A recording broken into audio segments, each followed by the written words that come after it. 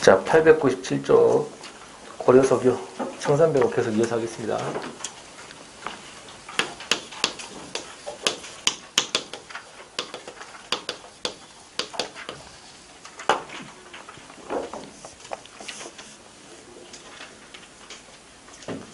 자, 지난 시간에 빨리 한번 읽어볼게요. 살고 싶다, 살고 싶다, 청산에 살고 싶다. 머루랑 다리랑 먹고 청산에 살고 싶다.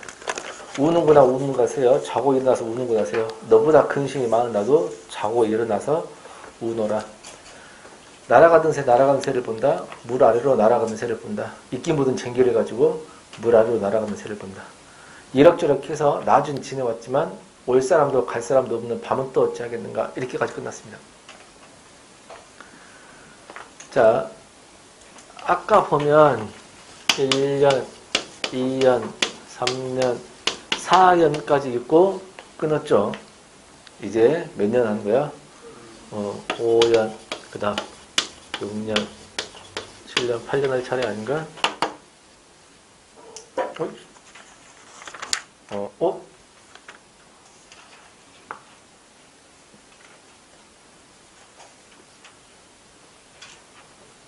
맞죠? 자, 어디다 던지던 놓고 늘리다 맞춰 놓고 어디다 던지던 돌인고 말이야. 어디다 던지던 돌인고 돌네모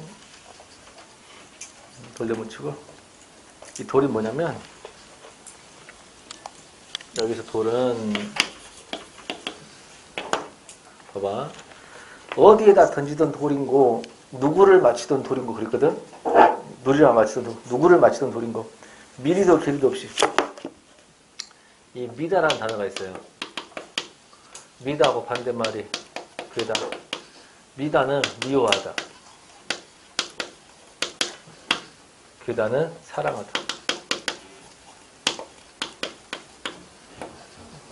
그러면 미리도 길이도 없이 이 말은 밀이도 그 말이야. 글이도 그 말이야. 그러면 미워할 이도 사랑할 이도 그 말이거든. 미워할 사람도 사랑할 사람도 이 말입니다. 없이 맞아서 우노라 그 말입니다. 나를 누구를 미워하는 사람도 없고 누구를 사랑하는 사람도 없는데 맞아서 울고 있죠. 피했어 안 피했어? 못 피하고 막 울고 있죠. 그래서 이 돌이 피할 수 없는 숙명입니다. 운명이라 해도 되겠네요. 피할 수 없는 숙명에 대해서 맞지? 맞아서 울고 있죠. 그러면 여기 주제는 뭐냐면 피할 수 없는 운명에 대해서 못 피하고 맞아가지고 뭐하고 있냐면 울고 있죠. 체념하고 한탄하고 있습니다. 운명에 대한 체념, 운명에 대한 한탄 이렇게 보시면 되겠네요.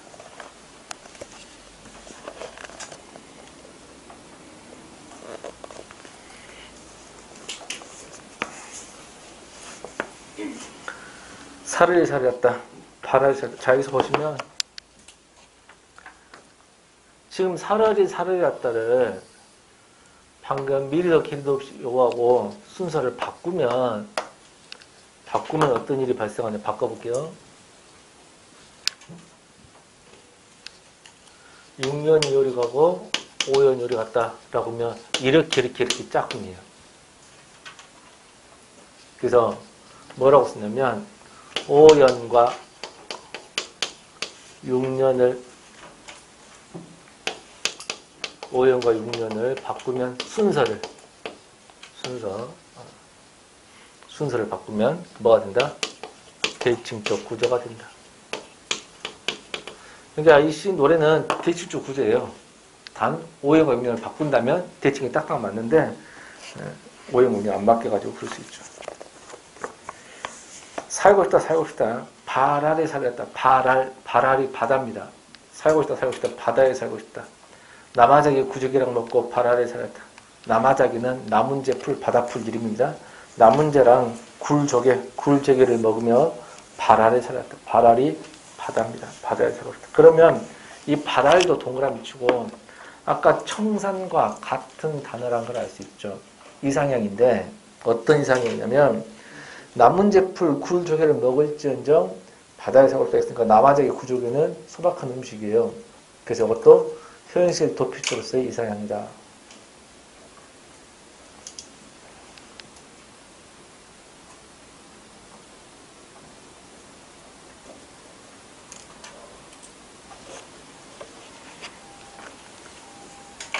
그러면 청산에 가가지고 해결이 안 됐어. 안 돼서 어디로 가는 거야? 바다로 가는 거네요.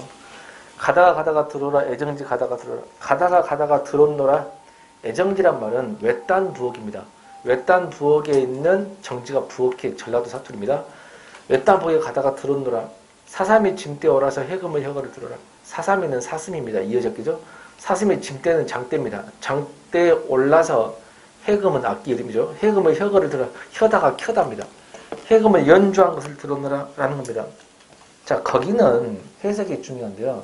사슴의 장대에 올라가서 해금을 연주한 수가 없습니다. 이거를 들어놓으라고 했어요.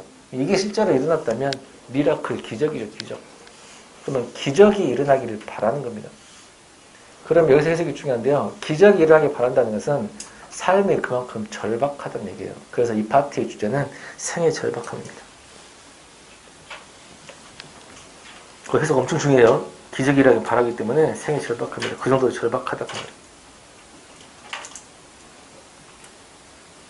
생이 그만큼 절박하니까 기적이 일어나기를 바라는 거죠. 공무원 시험도 절박해야 합격하는 데 좀 확률이 높아요. 느긋하고 올해 안 되면 내년에 하고 내년 안 되면 그 다음에 하고 그 다음에 안 되면 몇 년 하고 60년 안에 합격하겠지. 너무 느긋하게 생각하지 말고 절박하고 반드시 합격하겠다라는 각오를 가지고 덤벼들면 조금 더 빨리 합격할 겁니다. 봅시다. 가다니 배부른 독에 설진 강수를 빚어라. 가다가 배부른 독은 이제 술독을 말하는데 가다가 배가 부른 독에 설진은 농도가 진한 강수를 빚어라. 강수가 표준어가 강술이거든요. 강술은 안주 없이 먹는 술이죠. 강수를 빚는 거다. 강수 동그라미. 강수를 빚는 거다. 조롱꽃 누룩이 매와 잡사하는데 어찌하리까. 조롱박꽃 누룩, 그러니까 조롱박꽃 누룩으로 술을 담갔다는 것을 알 수 있습니다. 조롱박꽃 누룩이 매워서 잡사하니 나를 붙잡으니 그 말이야. 나를 붙잡으니 내 어찌하리까. 나 어찌하겠는가 그 말이야. 그럼 어떻게 하겠다? 술을 먹을 수밖에 없다. 뭐를 강수를 먹을 수밖에 없다라는 겁니다. 그러면 강수를 동남치고 보면 청산에 가서도 해결이 안 됐어. 그러면 바다로 갔는데 바다도 해결이 안 됐어. 그래서 뭘 먹고 잊는 거야? 고통을? 술을 먹고 잊었다 그 말이야. 그래서 강수를 동남치고 갈등 해소의 매개체가 되겠죠. 갈등 해소의 매개체가 됩니다.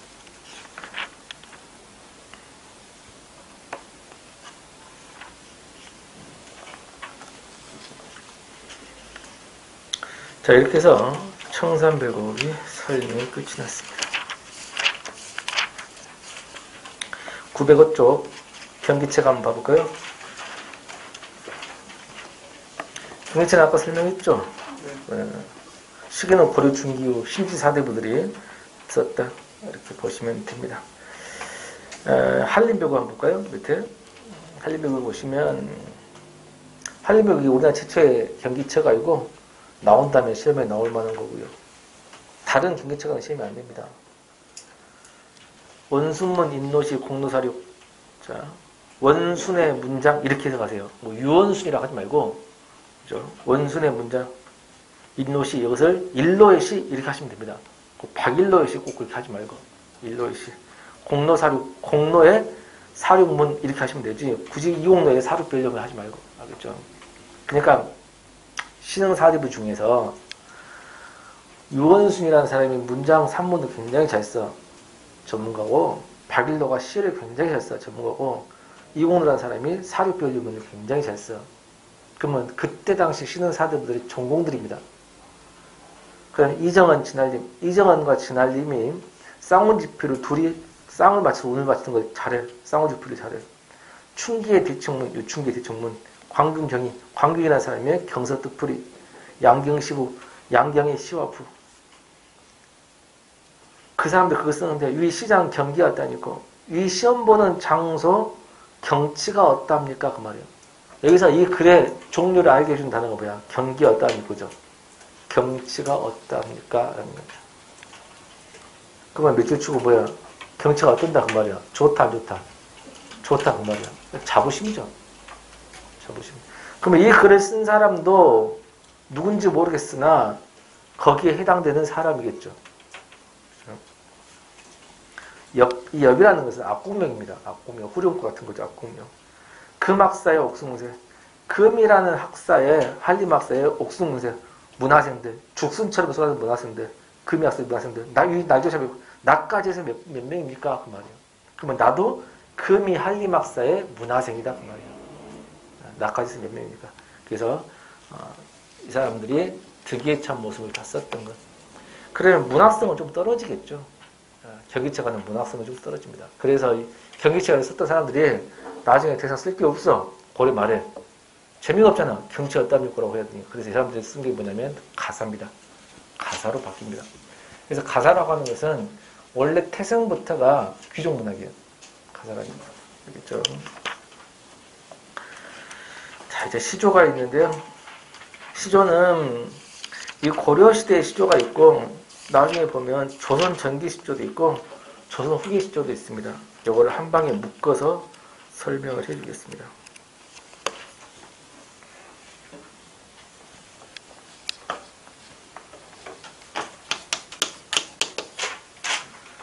시조는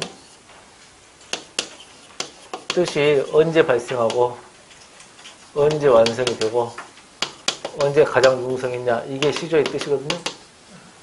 언제 발생하냐면 고려 중엽에 발생하고 고려 말이 완성되고 조선시대에 융성했던 장르가 시조입니다. 이게 지금 현재까지 창작이 되고 있다.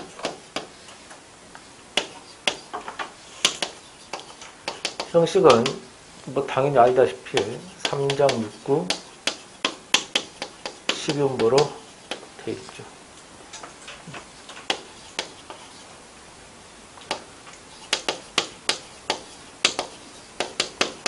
정장 첫 음보는 주로 몇 음절이야?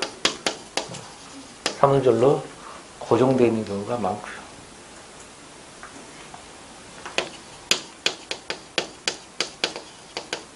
작가와 내용을 보면 이걸 이제 조선 초기 후기를 합친 겁니다. 조선 전기하고 조선 후기가 좀 달라지는데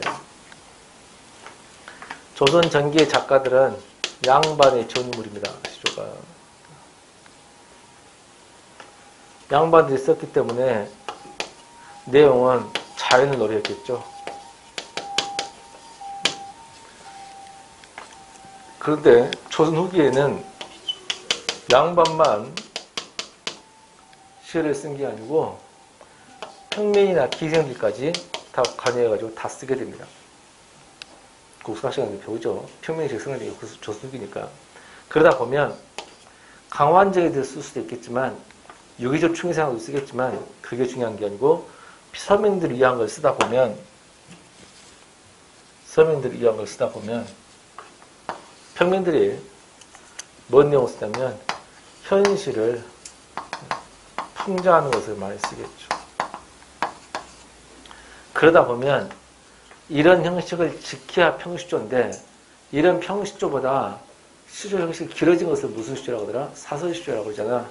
그래서 평민들이 쓰니까 글자 수를 맞추기가 좀 어려워 음보를. 그래서 길어져 버립니다. 그래서 사설시조가 발생하게 되겠죠. 그러면 사설시조를 봤다라고 하면 조선 후기 작품일 것이고 현실을 풍자한 내용일 것이다. 이렇게 보시면 되겠네요.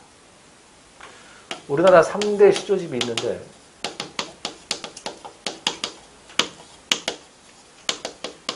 청구영은 해동가요 가구권류가 그렇습니다.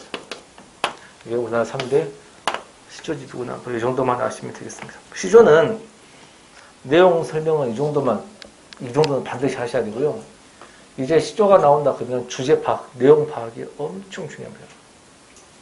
고전문학에 고전문학의 출제 역사를 보면 제일 잘 나온 게 뭐였냐면 설이었어요. 설. 그 다음에 막 유행에서 나온 게 가사였습니다. 설과 가사가 제일 많이 나오고요. 한 3년 전부터 3, 4년 전부터 시조가 나오기 시작했습니다. 수능처럼 가버린 거죠. 그러면 이제 나올 만한 게 고려가요고 경기체가 안 나왔는데 그것까지 같이. 그러면 싹 다 해야 돼요. 고전문학 범위를 다 해야 된다고. 고전문학을 낸 파트 나오는 이 출제가 얼마 안 돼요. 그렇게 최근 일이에요. 지금 어째야 된다? 싹 해야 된다. 고전문학을 작품을 다 해야 된다. 단 책에 나와 있는 거 하고 책에 나와 있는 거 이게 내가 수업을 하다 보니 이거 종합반 수업 책은 아니죠. 심화 왕강 수업인데 심화 수업을 하다 보니까 이 하루에 일주일에 8시간씩 해서 8주 9주로 한다 해도 버겁더라고. 그래서 뺀 게 뭐냐면 시조를 많이 좀 뺐어요.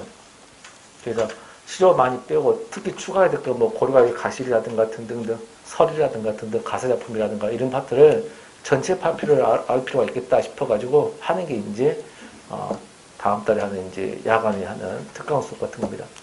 그러니까 그렇게 같이 묶어줘야 돼요. 한 번은 들어줘야 됩니다. 같이 묶어줘야 그게 시조가 다 끝난 겁니다. 여기는 시조가 다 되는 거 아니에요.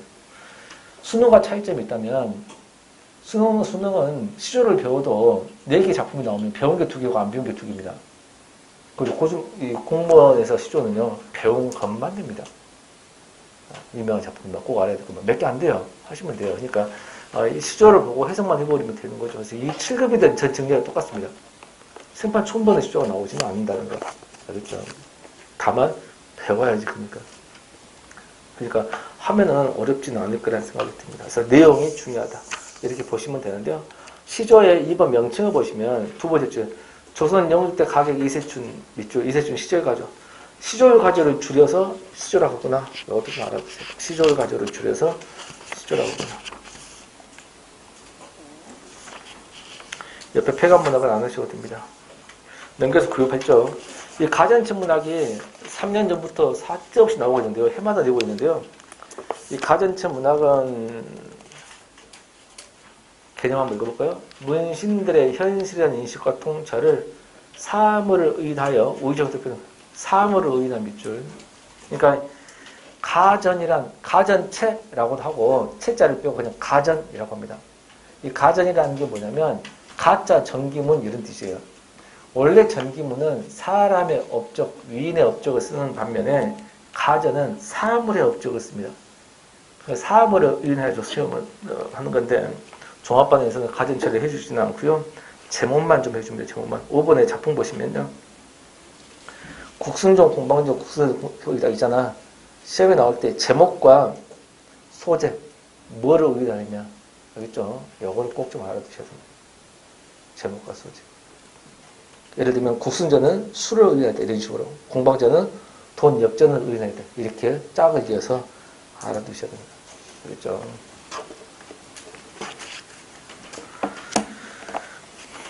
그거 꼭 중요해요. 여기까지 혹시 질문? 자, 909쪽입니다. 고전수필. 자, 설이 나왔는데요. 이 설이라고 하는 글의 종류가 설이에요. 이거는 고려시대 문학인데 고려시대에 한글이 있기 전에 한문이죠. 그래서 한문문학이에요. 고려시대 한문문학. 그냥 시험에 나올 때는 엄청 쉬워요. 왜?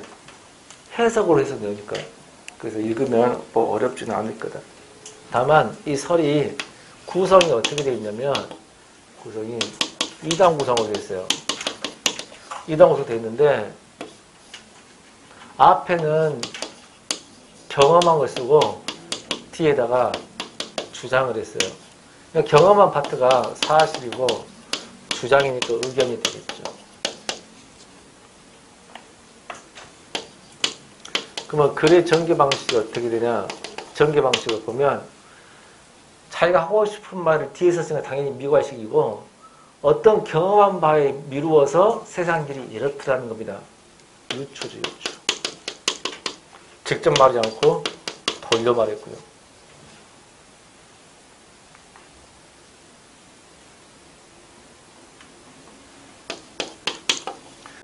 지금 우리 국문학상 뭐에 속하냐 물어보면 수필에 해당합니다. 이 정도로 보시면 됩니다.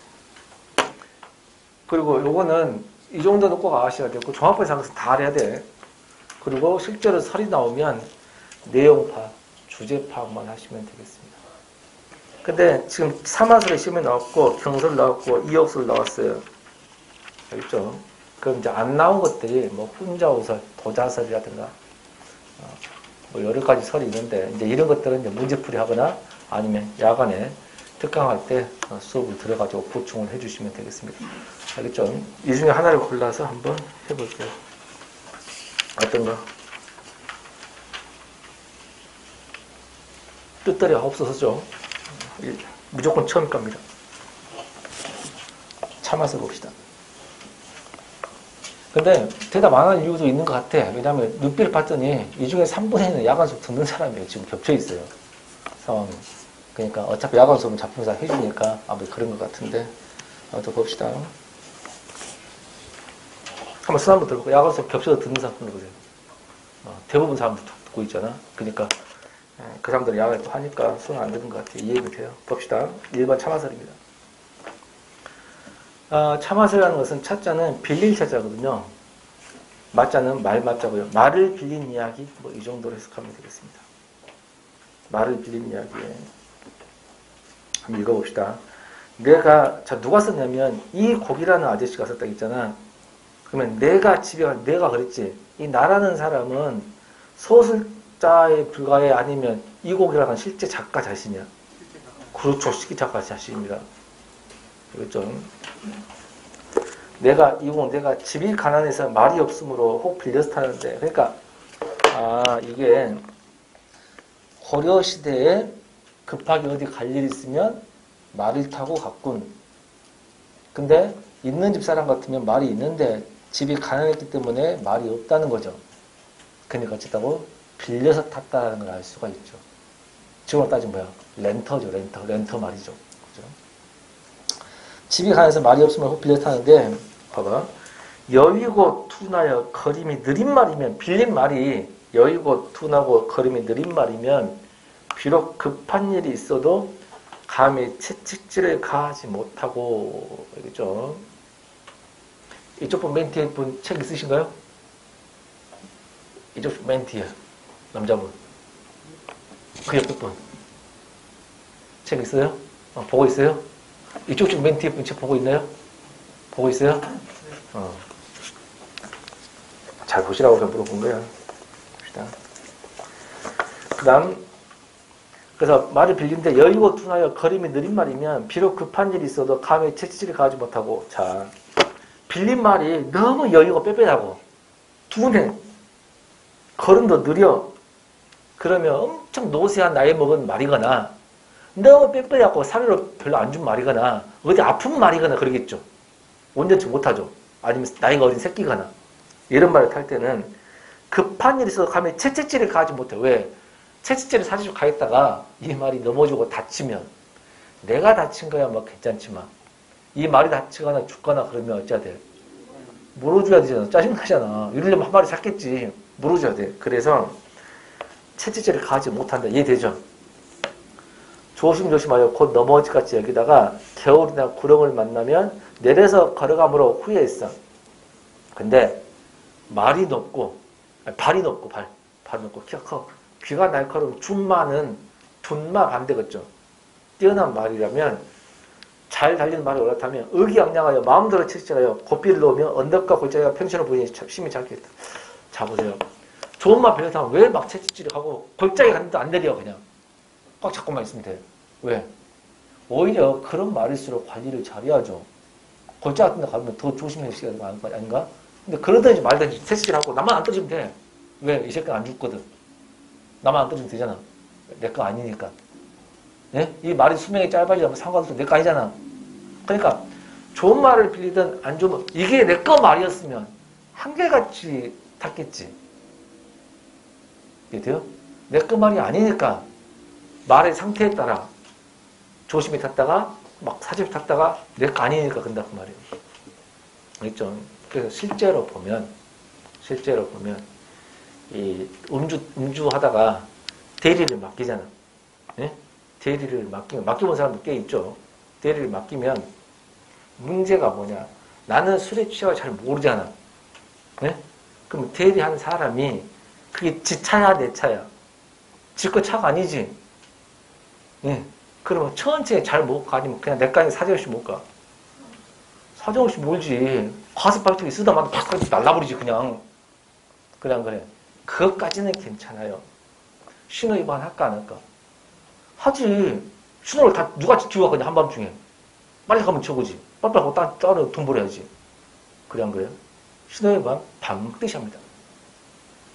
근데 내 차량에 따라서 블랙박스를 내비를 켰냐 안 켰냐에 따라 가지고 안내 멘트가 나온다 안 달라질 수도 있죠.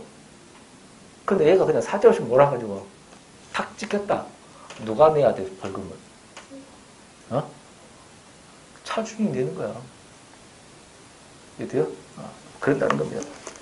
왜? 안 그러면 그 새끼 언제든 증거를 막 제출해야 돼요. 복잡합니다. 그냥. 그렇죠? 아무튼 그렇다 보니까 내 거였어도 내 거였으면 그렇게 세게 과속을 세게 놓고 신호를 안 치고 그랬을까? 얘가 카메라에 있는 거 없는 거 봐서 경찰 있는 거 했겠지. 내 거 아니니까 똑같아요. 내 거냐 내 거 아니냐에 따라서. 요즘 뭐 그거 있던데 싱싱 타고 다니는 거 있던데 이렇게 청주도 있다? 그 대여해준 거 있잖아. 내 거 아니니까 사실 대충 타잖아. 대충 던져놓고 이렇게. 내 거였으면 안 그랬겠지. 아무튼 그런다는 거야. 그래서 그러나 어떤 때는 밑으로 떨어지는 거실을 멈추고 있다. 여기서부터 달라지죠. 이걸 경험한 거예요. 이걸 경험한 거예요. 경험한 사실. 하고 싶은 말은 이제 뒤에가 있지. 뒤에. 그죠? 하고 싶은 말 뒤에 있어. 사람의 마음이 옮겨주고 바뀌기 이와 같을까? 그러니까 말을 빌린 이야기를 통해서 뭐 이야기하는 거야? 인생 이야기를 하는 겁니다. 그러면 범주가 서로 같아달라. 다르지? 이 비교가 아니면 뭐라 해야 돼? 유추가 되는 거죠. 비교라고 하면 안 돼. 두 대상의 공통점이 아니고, 그죠? 익숙한 대상이 빗댄 거야. 비교한 거야, 비교. 사람의 마음이 옮겨주고 바뀌는 것이 이와 같을까? 남의 물건을 빌려서 하루아침 소용에 대비하는 것도 이와 같거늘 하물며 참으로 자기가 가지고 있는 것이냐. 남의 거 빌릴 때도 이 정도인데. 진짜 자기 거라면 오죽하겠는가. 그러나, 그 다음 보세요. 사람이 가지고 있는 것이 어느 것이나 빌리지 않은 것이다. 따라서 밑줄. 사람이 가지고 있는 것이 어느 것이나 빌리지 않은 것이 없다. 밑줄 치고 주제 넘버원입니다.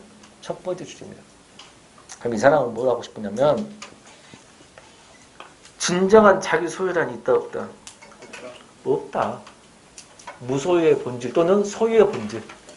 소유의 본질이 첫 번째 주제예요. 소유의 본질. 그러니까 자기 거라는 거 있어 없어? 없다는 겁니다. 소유의 본질이라고 쓰세요. 소유의 본질. 그럼 소유의 본질이야. 그 말은 말이야. 자기 진정한 소유는 있어 없어? 없어. 지 거라고 생각하지 말라는 거지. 그러면 소유에 집착하지 말 것 이 말이에요. 뭐어디든가? 자기 거라는 거 없다는 거야. 빌리지 않은 것이 없어. 다 빌린 거야. 그러니까 네 거라는 거 없다고. 소유에 집착하지 마라 그 말이야. 가지려고 하지 마라 그 말이야. 뭔지 알겠죠? 이게 첫 번째 주제입니다. 이게 소유의 본질, 가지고 소유에 집착하지 않는 삶, 뭐 이런 거. 이거 첫 번째 주제고요. 임금은 백성으로부터 힘을 빌려서 얻었고 부대한 거. 임금이 높지? 백성한테 힘을 빌린 거야. 신하는 임금으로부터 권세를 빌려가지고 은총과 귀함을. 신하가 벼슬이 높지? 왜? 임금이 임명한 거야. 임금한테 권세를 빌려서 은총과 귀함을 누린 거고. 아들은 아버지한테 어떤 파워 있는 애는 지기 아버지한테 벼슬을 빌린 거지. 누구 집 아들이니까. 지엄이는 지 아버지로부터 비복은 상전으로부터 힘과 권세를 빌려서 가지고 있는 거야. 알겠죠? 그 빌린 바가 또한 깊고 많아. 대개는 자기 소유라고 끝내 반성할 줄 모르고 있으니 어찌 미혹한 일 아닌가. 그러니까 빌린 게 깊고 엄청 많아서 지가라고 생각을 한다. 다 자기 소유를 해버린다고. 빌린 거라고 반성을 해야 돼. 반성 안 하고 있으니 어찌 미혹한 일 아닌가. 알겠죠? 애초부터 다 빌렸기 때문에 빌린지를 몰라 버린다 그 말이에요. 그러다가 혹 잠깐 사이에 그 빌린 것이 도로 돌아가게 되면 만방의 임금도 외톨이 가지고 백성을 가졌던 집도 외로운 신하가 되니까 하물며 그보다 더 미약한 자, 그러니까 만방의 임금, 황제도 마찬가지고 백성을 가진 사람, 임금, 군주도 마찬가지 이 정도인데, 그죠? 아니구나, 백성이구나. 천승 정도가 되면 군주죠. 그죠? 백성이 가진 귀족도 그런데 더 그보다 만방이나 천승이나 백성도 아닌 사람은 더 미약하잖아. 말할 게 뭐 있겠냐? 그러니까 만방 임금도 빌린 거고 돌아가면 돌아간다 그 말이야. 그럼 너처럼 우리들처럼 더 그보다 못한 사람은 어쩐다고? 다 빌린 거 뺏기면 더 외롭게 된다 그 말이야. 맹자가 일컫기를 오랫동안 남의 것을 오랫동안 빌려 쓰고 있으면서 돌려주지 아니하면 오랫동안 써서 안 돌려주고 있어. 그러면 어찌 그것이 자기 소유가 아닌 줄 알겠는가? 계속 그렇게 있으면 직관하고 착각한다 그 말이야. 내가 여기에 느낀바가 있어. 느낀바 밑줄. 다음 중 느낀바에 해당하지 않은 걸 고르시오. 또 느낀바에 해당하는 걸 고르시오. 그럼 느낀바가 아까 첫 번째 했지. 소유의 본질이지. 그럼 소유에 집착하지 마라 이거 했지. 두 번째 주제가 뭘까요? 임금도 빌린 거지. 신하의 권세도 빌린 거지. 누구나 다 빌린 거지. 그러니까 뭐를 함부로 휘두르지 말라는 거야. 그렇죠. 권력을 함부로 휘두르지 마라. 이게 두 번째 주제입니다. 권력을 함부로 휘두르지 마라. 그러면 권력을 함부로 휘두르지 말라. 이거를 어디다 적어야 될까? 아까 신하의 임금으로부터 이거 있잖아. 그 부분이 기죠. 그래서 느낀 바는 1번과 2번 합친 겁니다. 소유의 본질과 권력을 함부로 휘두르지 말라. 권력의 남용 경계. 뭐 이렇게가 주제가 되겠습니다. 어렵지 않죠? 이게 참화설 전부예요. 전부다고. 그래서 예전에는 이 설이 굉장히 시험에 잘 나왔어요. 주제 파악하는 데서. 그 다음 912쪽 조선 전기문학. 조선 전기에 2번 악장이라는 게 있어요. 악장이 뭐냐면 궁중음악을 악장이라고 합니다. 궁중음악을 악장이라고 해요. 궁중음악 작품 보세요. 여러 가지가 있는데 뭐는 꼭 해야 되냐면 그 신체에 보면 용비어천가 있죠. 용비어천가 한 작품만 읽어보겠습니다. 용비어천가 지금 어디 있냐면 아까 앞에 넘어가는데요.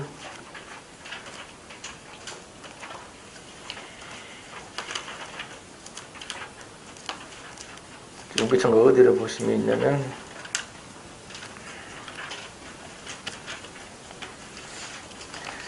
856쪽 용비어천가만 좀 보겠습니다. 원래 버튼은 심화 되시는데 오늘 요거 하나 할게요.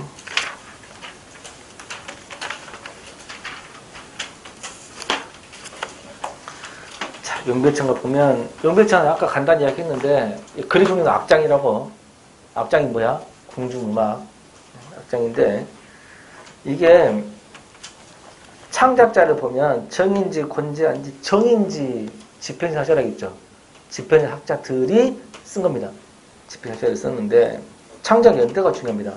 창작이 언제 창작된 되겠어? 1445년 밑줄.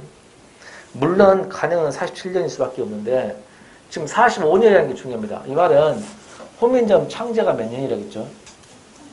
43년. 반포는 46년이라겠거든. 그러면 창작은 언제 있다는 거야? 반포되기 1년 전에 있다는 거죠. 그래서 반포되기 1년 전에 만든 겁니다. 그러면 이게 간행이 될 수가 없죠. 후민적인 반포된 다음에 간행이 돼야 되잖아. 이해돼요? 용비어천가는 연대가 써져 있기 때문에 반포되기 전에 이미 만든 거야. 그러면 훈민정음에 기록된 최초의 문헌이라고 아까 말했죠. 그러면 반포하기 전에 세종은 집행학자들한테 이걸 왜 만들어야겠냐라는 겁니다. 왜 만들어야겠을까? 반포하기 전에. 자기가 만든 글자로 노랫말을 만들 수 있는지 시험 삼아 해보는 거 아닐까? 그잖아. 그럼 이제 내용이 중요하지. 어떤 내용을 하라 그러냐면 세종이 왕을 할 때 아버지가 이방원이고 할아버지가 이성계야. 그러면 세종은 어릴 때부터 실은 이성계보다는 이방원이 젊을 때 나라를 세운 거거든. 그잖아. 그러면 세종 아버지 때 세종장이 아버지 때 조선을 세웠다고. 이해돼요? 실제로 행동대장이잖아, 이방원이가. 그러면 세종은 어릴 때 아버지가 조선을 건국하고 사람들이 막 반대하고 신하도 죽고 이런 것을 많이 들었어, 안 들었어? 듣고 자랐지. 그러잖아. 그러다 보니까 우리 아버지는 못된 역성이면 쿠데타가 아니라는 거야. 중국도 그랬다는 거야. 그래서 이거는 위대한 혁명이라고 해야지 못된 쿠데타가 아니라는 겁니다. 나라를 더 강하게 만들기 위해서, 좋게 만들기 위해서 하는 국의 결단, 혁명으로 봐야지. 무슨 쿠데타냐. 왕을 몰아내고 그 역작이 아니라는 거야. 그래서 역작이 아니라는 그런 내용으로 노랫말을 한번 지어보자. 그 공중음악에 한번 연주 한번 해보자. 이렇게 지은 것이 용비어천가입니다. 그러면 용비어천가 창작 동기를 봐봐. 기가 내적 동기가 있죠. 내적 동기는 조선공의 정당성. 요겁니다. 조선공이 정당하다는 거지. 어느 나라도 그랬다는 거야. 중국도 그랬다는 거야. 그러니까 조선공을 반대했던, 예? 고려 말을 변화시킨다는 찬성을 했지만, 정몽주 같은 경우도 찬성을 했지만, 그래도 이성계 왕을 하면 안 된다고 생각했잖아. 그냥 고려 왕조를 지키는 가운데 개혁을 해야 된다고 했잖아. 그럼 그런 애들도 정몽주 같은 경우도 조선은 아니죠. 중국을 섬겨왔거든. 중국도 그랬다는 거야. 똑같다는 거지. 그 다음 B는 후대 왕들에 대한 권계인데요. 후대 왕들 똑바로, 지금 세종 때, 이 노래를 만든 세종 때는 너무나 깃틀이 잘 다져졌어, 이제. 나라라고 나라가 됐어. 그러니까 후대 왕들이 왕이 되더라도 똑바로 하시오. 이렇게 끝나거든요. 끝납니다. 그 다음에 네가 외쳤던 게 훈민정 실용성 확인. 훈민정을 만들었어. 반박이 적자 한번 만들어 본 겁니다. 실용적으로 쓸 수 있는가. B. 나란말의 권위를 부여하고. 왜냐면 세종이 뭐라 했냐면 상감마마 힘차시오 하고 연주하는 음악 있죠. 그 음악에 용비어천가 첫 부분을 가사를 넣으라는 겁니다. 나 지나갈 때 연주하고 노래 불러라 한 겁니다. 완전 독지자죠. 자기를 지나가는 거 한 거야. 그래서 악장어로 쓴다는 것은 훈민정음 자기가 만든 글자가 천한 글자가 아니라는 겁니다. 체제를 보면요. 총 세 파트로 나눠져 있죠. 서사, 분사, 결사. 그래서 총 몇 장으로 되냐면 총 125장으로 구성되어 있다라는 걸 알아두시고, 서사, 분사, 결사가 있잖아. 그러면 총 세 파트로 나눠 있지. 그냥 A 파트, B 파트, C 파트 이렇게 돼요. 여기 있죠. 얘는 1장, 2장. 여기서는 110장부터 125장. 나머지. 어떤 내용이냐면요. 1장, 2장은 조선을 건국했거든. 이렇게 놓고 중국과 똑같거든. 이 나라가 나중에 아주 훌륭한 나라, 찬란한 문화를 만들 것입니다. 라고 하는 2장까지예요. 그러면 이 본사 파트는 어떻게 되어 있냐? 본사 파트는 이렇게 네 파트로 되어 있어요. 보면 앞에 절 1절, 2절 이걸 1절을 전절, 2절을 후절 그러거든요. 전절은 중국 왕의 업적을 찬양하는 겁니다. 그 중국 왕은 어떤 왕? 혁명했던 왕. 그러면 조선을 건국했던 조선의 업적을 찬양하는 겁니다. 이 두 개가 서로 대조가 된다고, 대꾸가 된다고. 이 구조로 되는 게 본사입니다. 나머지는 뭐냐면 후대 왕들 똑바로 하라 이런 내용이에요. 그러면 시험 볼 때는요. 수능이나 공무원이나 꼭 알아야 될 게 뭐냐면 1장, 2장, 125장. 요 세 개는요. 1장, 2장, 125장 요 세 개는 뜻풀이를 안 써주기도 해요. 그냥 외워야 돼요. 근데 나머지 파트는요. 이 나머지 파트는 용비창을 내면 뜻풀이를 반드시 해줍니다. 그걸 안 먹어도 돼요. 그렇죠? 그러면 나머지 파트는 뭐야? 앞에는 중국을 혁명했던 왕의 업적을 썼을 것이고 뒤에는 조선왕의 업적을 혁명했던 업적을 썼다. 이게 똑같은 내용이다. 이렇게만 해석하면 됩니다. 알겠죠? 1장 이제 125장 빼고. 그래서 실제로 작품도 857쪽 보면 1장, 2장, 125장 이렇게 나오는데 이 세 개를 한번 보겠습니다.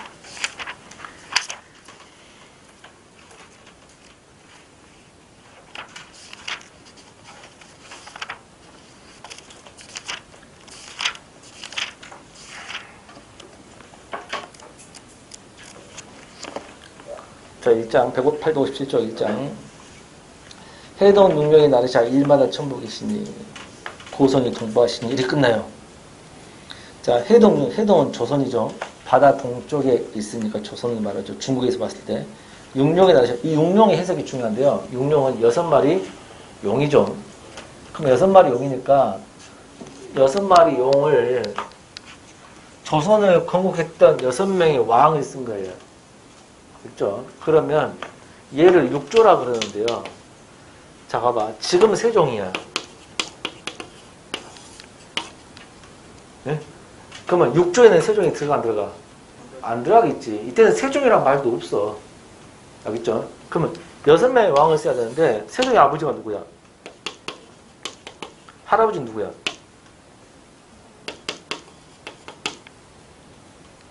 국사 아예 하나도 모르구나. 종종 아니야. 에? 에? 종종 할아버지 아니다고. 알겠죠? 두 명입니다. 이 조선의 군가 6조에는 종종이 들어가지 않습니다. 알겠나요? 당연히 세종 입장에서는 종종이 왕이냐? 아니잖아. 왕으로 인정할 수가 없지. 두 사람이 왕이지. 국사에서는 태조, 종종, 태조 이렇게 3명을 왕으로 보는데 용변창가, 즉 세종이 있었을 당시에는 두 사람이 왕이고, 봐봐. 엉뚱한 사람이, 왕의 아들이 왕을 하잖아. 계속 그려왔잖아. 근데 왕이 아닌데 왕이 돼버렸어. 그런 사람 꽤 있지. 그 정도 실은 아버지가 왕이 아닌데 왕이 됐잖아. 그렇지 않나? 그러면 왕이 아닌 사람이, 아버지가 왕이 아닌데 왕이 되면 그 사람이 아버지한테 벼슬을 줘, 안 줘? 주지. 군이란 호칭을 주고요. 그럼 몇 명한테 군이란 호칭을 왕을 주냐? 몇 대조까지? 3대조까지 벼슬을 주거든? 근데 이때는 4대조까지 벼슬을 줬어요. 목조, 육조, 도조, 환조, 이렇게. 목조, 도조, 환조, 태조, 태종. 이렇게 해서 6명의 왕입니다. 육조라는 것은 이 사람들을 말하는 거죠. 6마리 용은. 목조, 육조, 도조, 환조, 태조, 태종.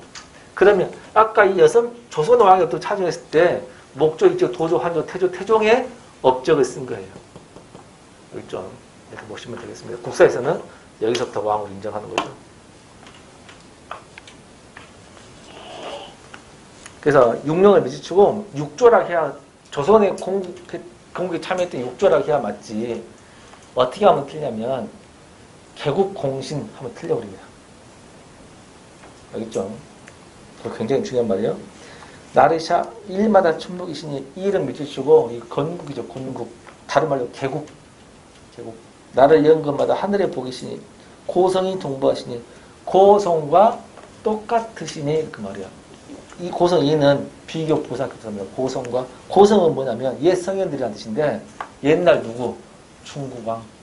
옛 중국 왕들과 동부하시니 똑같으시니 이런 뜻입니다. 야간에 수업 들은 사람도 자세히 잘 들으세요. 이 파트는 종합반 했던 파트는 빨리 넘어갈 테니까 집중해서 들으시라고. 옛 성현들과 똑같으시니. 자, 여기까지는 중국 왕의 업적이 듣고가 있어 없어? 없지. 그냥 그 서사죠. 중국하고 똑같다 그 말이에요. 그 다음 2장입니다. 불이 깊은 나무가 바람이 아니면서 고토고 여러 말하니. 자, 불이는 뿌리가 주교주사 생략이죠. 뿌리가 깊은 남가는 나무는 뿌리가 깊은 나무는 바람이 아니면서 바람이 아닙니다가 뭐야? 아까 그 미다는 미워하다고. 이건 말고 이 미다입니다. 이 미다는 흔들리다 움직이다. 흔들리다 움직이다 이런 뜻입니다. 좀 다르죠? 뿌리가 깊은 나무는 바람이 아니 흔들림으로 겉좋고 이러면 꽃이 좋고 열매가 많으니. 있죠? 그 좋다가 좋답니다. 옛날 좋다는 막다 깨끗하대. 꽃이 좋고 여름은 열매입니다. 열매가 하다는 많다 뜻이죠. 뿌리가 깊은 나무는 바람이 아니 흔들림으로 꽃이 좋고 열매가 많으니. 꽃과 열매는 찬란한 문화입니다. 찬란한 문화를 꽃피울 거다. 샘이 깊은 물은 가말에 아니 샘이 깊은 물은 가말은 가뭄입니다. 가뭄에도 아니 그침으로 냇물입니다. 냇물을 바랄이 바다죠. 냇물을 이어 바다까지 가느니. 그러면 이 냇물과 바다는 뭐야? 찬란한 역사, 찬란한 문명. 이렇게 보시면 되겠습니다. 만든다. 여기까지도 중국 왕들과 대꾸는 없습니다. 그죠? 마지막 125장 한 장 넘겨서 천세의 미리 정하신 한수복에 천세는 천년입니다. 천년 전에 미리 천년 전에 미리 정했던 한수는 한강입니다. 한강 북쪽에 누인 개국하샤 밑줄. 누가 누인을 해서 개국했냐면 육조가 누인 개국하샤 복년이 갓없으시니 복년은 운 하늘의 운이 끝없으시니 그 말이에요. 성신이 주셔서 성신은 성스러운 신이라는 뜻인데 문맥상 뛰어난 임금이 지금 세종 뒤를 있더라도 뛰어난 임금이 있더라도 경천금을 하셔야 더욱 굳으시리다. 더욱 나라가 굳어집니다. 다시 경천금민 해야 나라가 더욱 굳어집니다. 경천금민 해야 더욱 굳어집니다. 임금아 알아주십시오. 임금이시 아십시오. 낙수의 사냥 가서 하나를 믿으니까 낙수의 사냥 가서 할아버지를 믿었습니까? 그 말이에요. 그러니까 중국의 하나라 우왕 때 태광이라는 사람은 사냥만 가가지고 할아버지 때만 태평스나 믿고 정치를 잘 안 배워봤어. 그래서 그때만 생각하냐 그 말이에요. 그래서 낙수에 사냥 가가지고 할아버지 때 우왕 때만 믿고 정치를 이렇게 안 했냐? 타산적으로 삼아라 이런 뜻입니다. 알겠죠? 여기까지만 짧게 마무리하고 이런 내용의 정도만 아시기 바랍니다. 이제 좀 쉬었다가 어디 할 거냐면 이제 쉬었다 어디가 처리죠?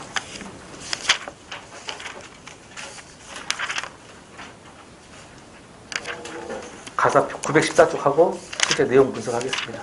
쉬었다 합시다.